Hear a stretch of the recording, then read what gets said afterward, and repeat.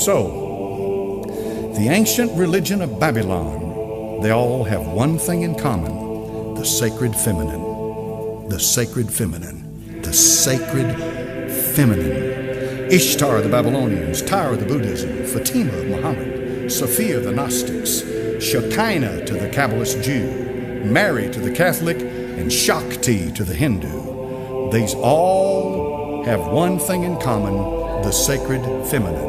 And the sacred feminine is going to take you back to the source of light. Because the light that resides in that place that Plato talked about, you need a path to get back to that light. Listen, this is important. She is the one to take you to that light. Now, I'm going to give you a guess. Tell me this morning, who do you think that light is? You remember what this subject's all about? Lucifer. He's the light bearer.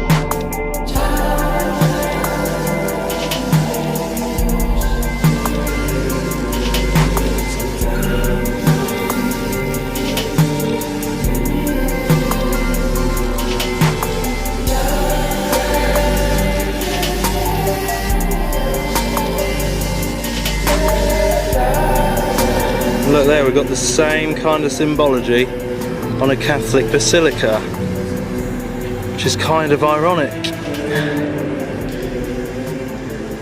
I'm here today at Washington DC with this big shrine to the Catholic Church here of the Immaculate Conception to have a deeper look at what it's all about. What an eerie place.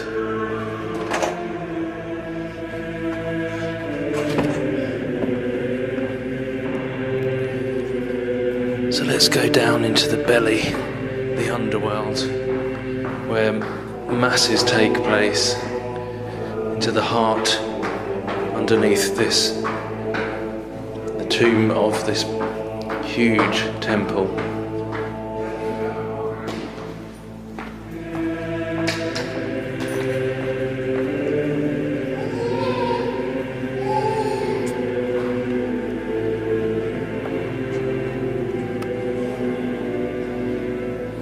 I mean, we're underground right now.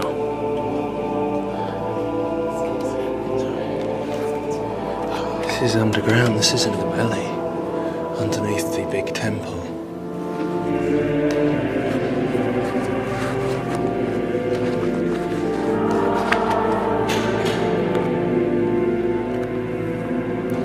So much symbology in here.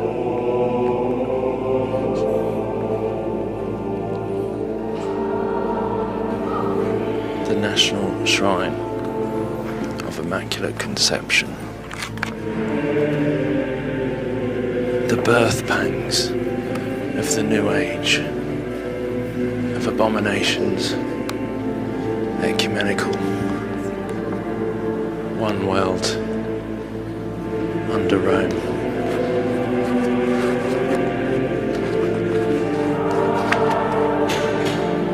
It's like an expensive hotel. One of those 5-star ones in Vegas.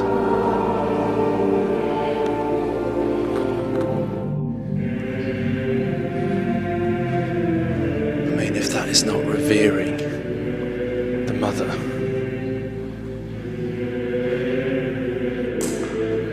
Europa.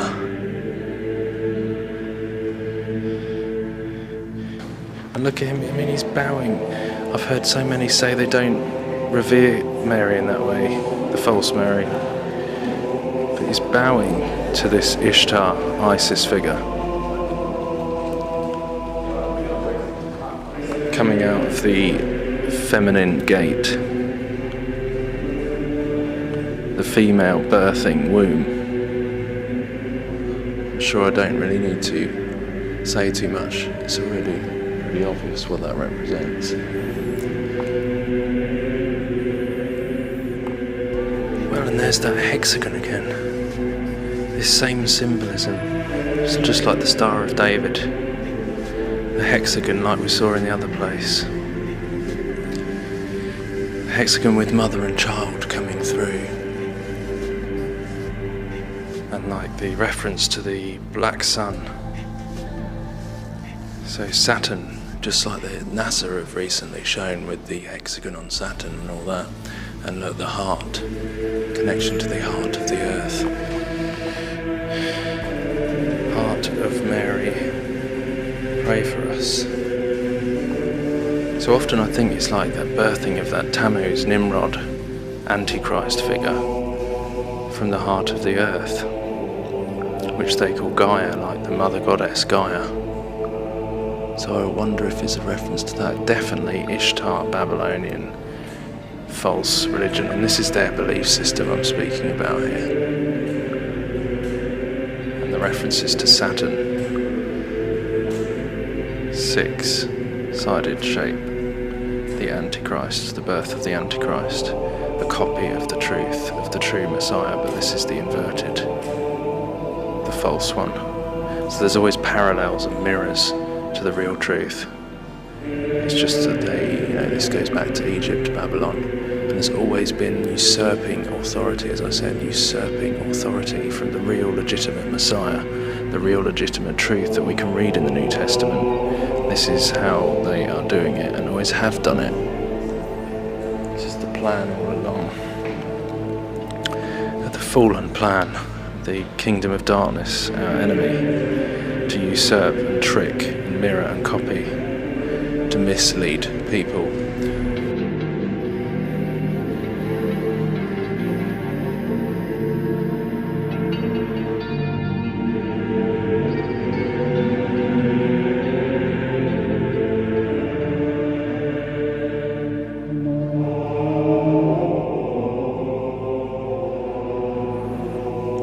Look, pillars and archways, all the same designs as the other places, and she's sitting on a foundation stone there behind these pillars where the veil would be, like in the Holy of Holies again. Same representation, the Mother Goddess, Semiramis, Diana and Child, the false Mary.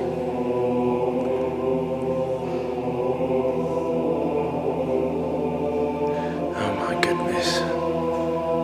Once again,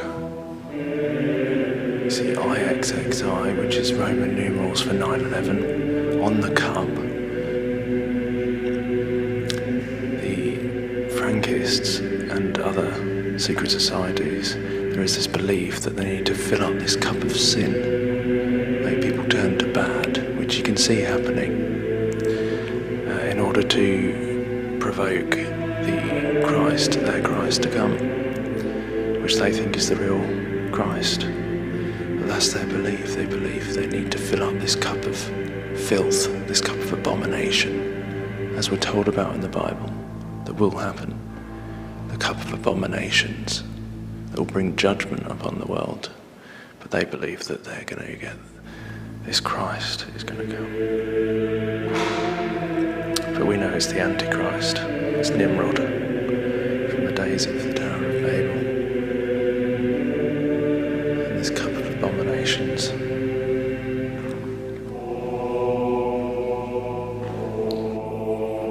Mate!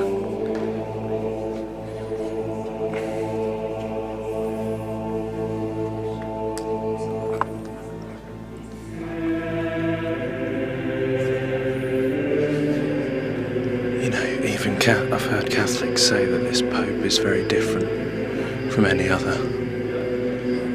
The way he's uniting religions and one world, ecumenical, new world order.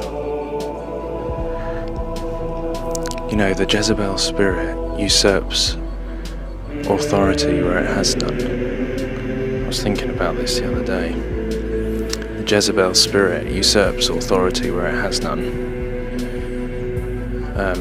And this is kind of the way this new ecumenical religion, Babylonian New Age religion, is working.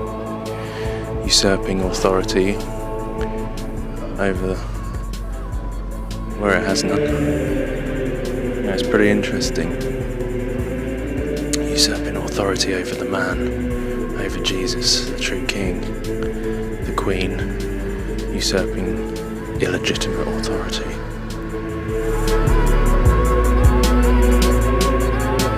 She is the one to take you to that light.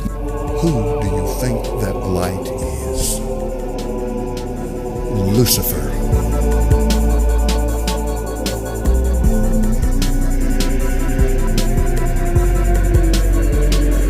Please do not tell me this is not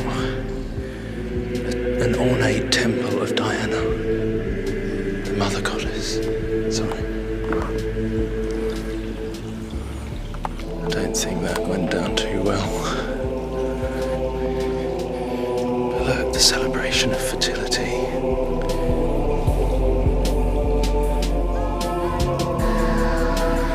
The birth of Tammuz.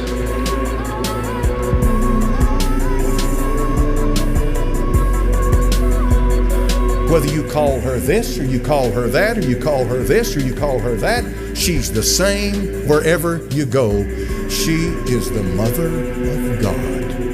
She's the universal life force. Satan is very good at accommodating whatever culture, whatever age, whatever clime you happen to be in. Making a difference to him. He's very good at accommodating it. What I simply mean by that is he'll make you feel comfortable wherever you live in accepting his religion.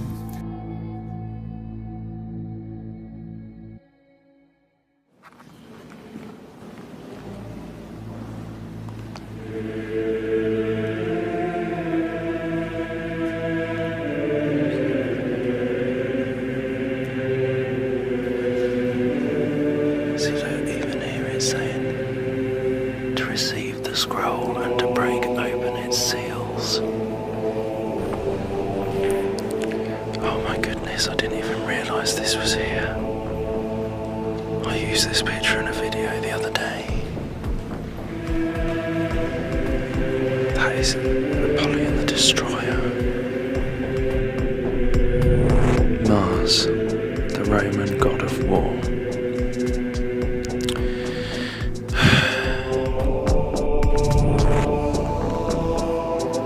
And we've got that same representation of the Holy of Holies type thing, and him raising out of it Apollyon the Destroyer, the Antichrist. That is not Jesus. I don't think it takes much to work out that that's not Jesus.